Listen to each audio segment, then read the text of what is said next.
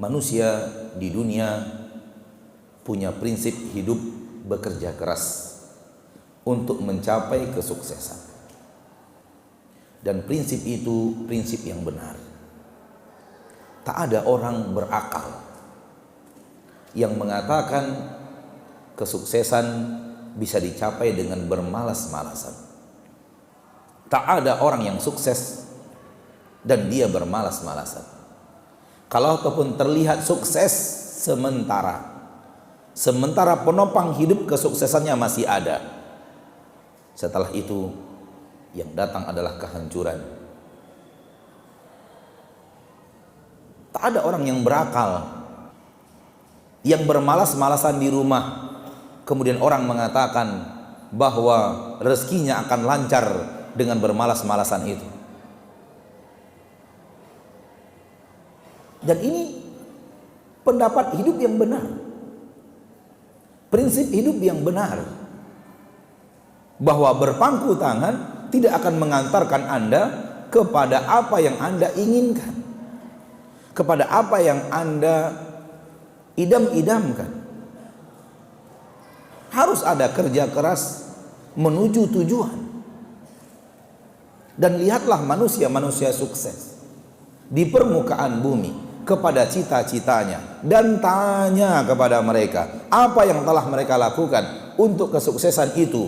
Anda akan menyaksikan air mata yang mengalir di pipinya ketika dia bercerita usaha kerasnya menuju kesuksesan itu.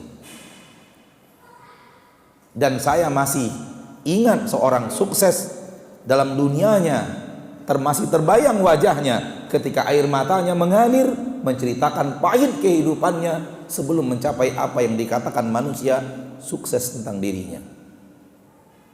Dan itu kondisi hampir seluruh orang-orang yang sukses, bahkan kita katakan semua orang-orang yang sukses, penuh dengan kerja keras, penuh dengan banting tulang.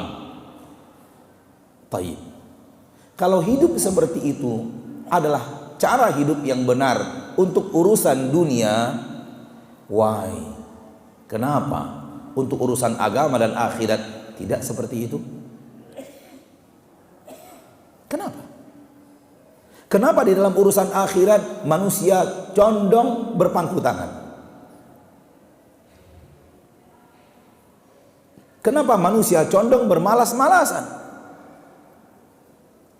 Illa man rahimahumullah wa ma aqallahum, kecuali orang-orang yang dirahmati Allah, alangkah sedikitnya mereka. Orang yang bertungkus lumus, berjibaku, bekerja keras untuk akhiratnya. Mana manusia-manusia itu di zaman kita sekarang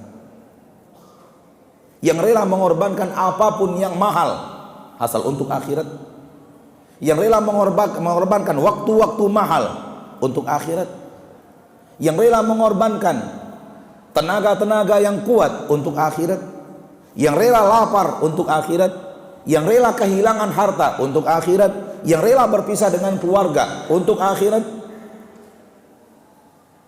Mana semangat bertungkus lumus itu? Mana semangat berjibaku itu? Urusan akhirat lebih condong kepada bermalas-malasan. Maka sebagaimana mereka meyakini bermalas-malasan di dunia tidak akan mendatangkan rezeki, begitu juga bermalas-malasan di agama tidak akan mendatangkan rezeki akhirat. Sawaun bisawain, sama saja. Mereka mengatakan percuma beribadah. Kenapa? Karena kita telah ditentukan surga atau neraka. Dan ini adalah jebakan iblis paling hebat agar mereka tidak mau berjibaku urusan akhirat. Semua telah ditentukan. Kenapa kita harus bertungkus lumus? Kenapa kita harus bekerja keras? Kenapa harus banting tulang untuk urusan neraka dan surga? Semua telah ditentukan. Kita akan menjawab, rezeki Anda pun telah ditentukan. Kenapa Anda masih bertungkus lumus?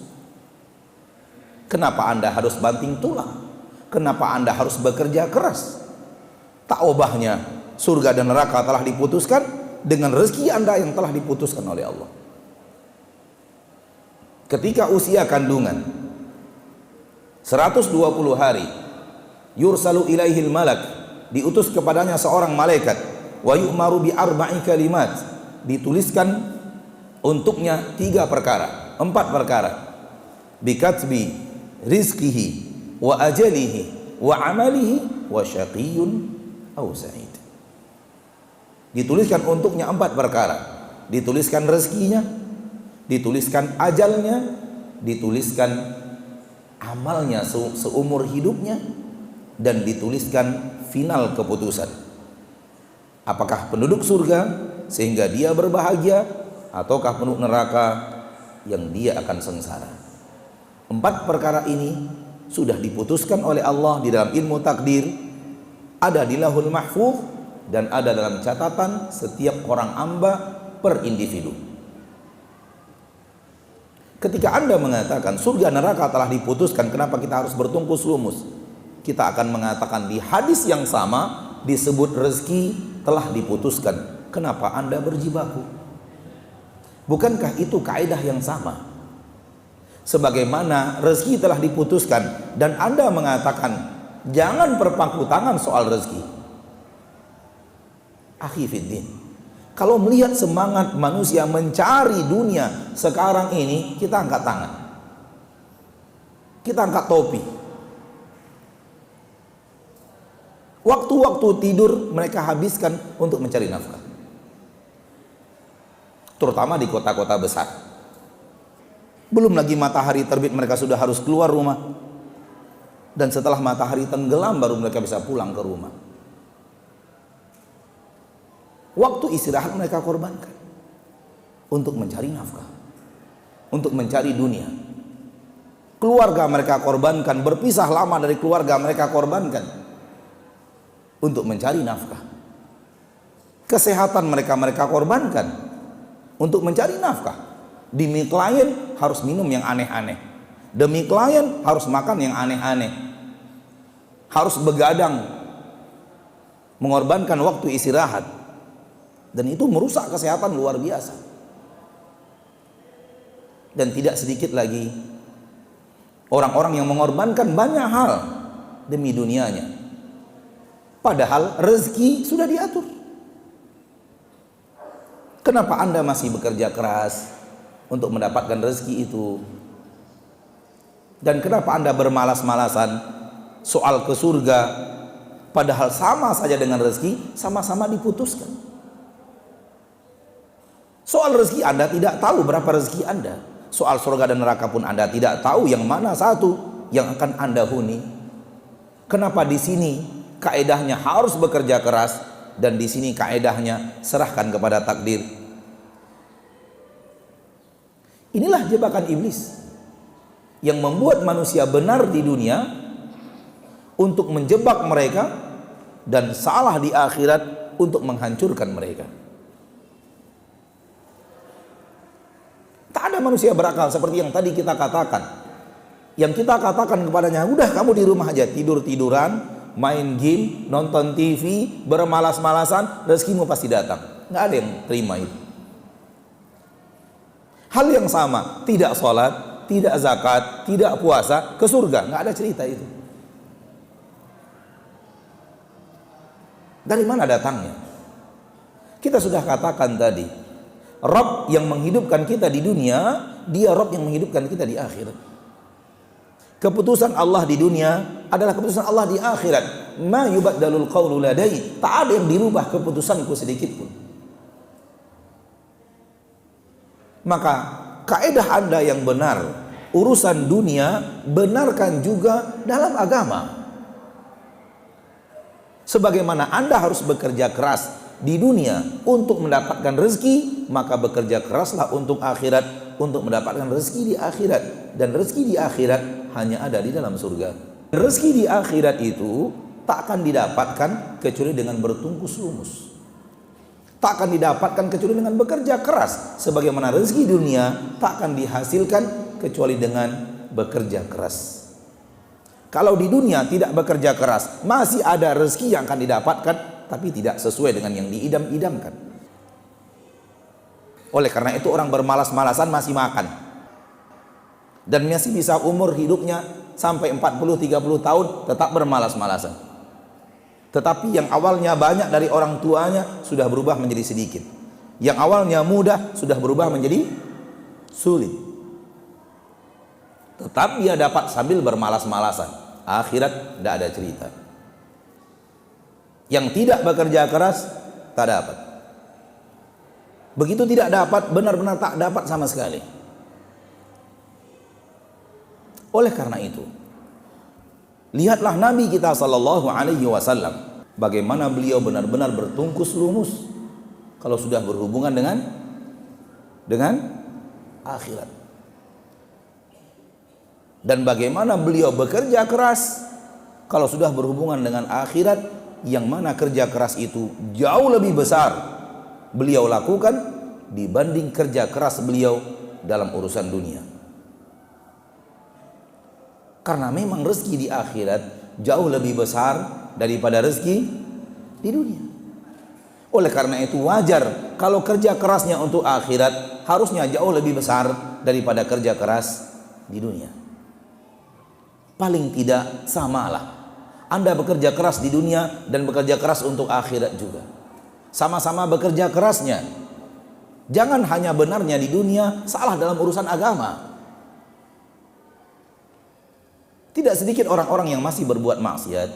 Kita nasihati untuk meninggalkan maksiat, dia pun berkata, ini sudah takdir saya. Apa maksudnya? Apa maksudnya bahwa ini sudah takdir saya? Apakah maksudnya biarkan saya berbuat maksiat, sudah takdir saya ke neraka? Tak ada yang kita pahami kecuali itu. Ini sudah takdir saya. Ya akhi, bukankah Allah menyuruh kita berubah? Agar berubah catatan takdir itu.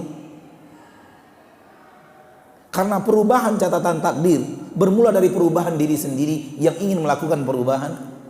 Innallaha la yughayyiru ma biqaumin hatta yughayyiru ma bi anfusihim. Allah tidak merubah nasib suatu kaum sampai mereka merubah nasib mereka sendiri. Kalau mereka tidak mau berubah, bagaimana Allah akan merubahnya? Perubahan catatan takdir bermula dari perubahan manusia. Itu yang Allah katakan. Ketika Anda hanya menyerahkan maksiat Anda kepada takdir dan mengatakan sudah ini nasib saya, sudah ini takdir hidup saya, Anda yang tidak mau bekerja keras untuk merubah takdir itu. Anda yang tidak mau berusaha dalam urusan takdir itu. Dan ternyata ketidakmauan Anda berubah takdir maksiat Anda karena Anda menemukan dunia dalam maksiat itu. Ternyata Anda adalah orang yang mengorbankan akhirat demi kepentingan dunia. Anda adalah orang yang disebut oleh Allah bal tu'thirunal hayatad dunya wal akhiratu khairu wa abqa. Kalian lebih mengedepankan, kalian lebih mementingkan, kalian lebih menomorsatukan kehidupan dunia kalian. Padahal akhirat lebih baik. Padahal akhirat lebih kekal. Namun dunia lebih kalian dahulukan daripada akhirat kalian. Yang sebenarnya yang terbaik dahulukan akhirat baru dunia. Karena akhirat lebih baik, akhirat lebih kekal.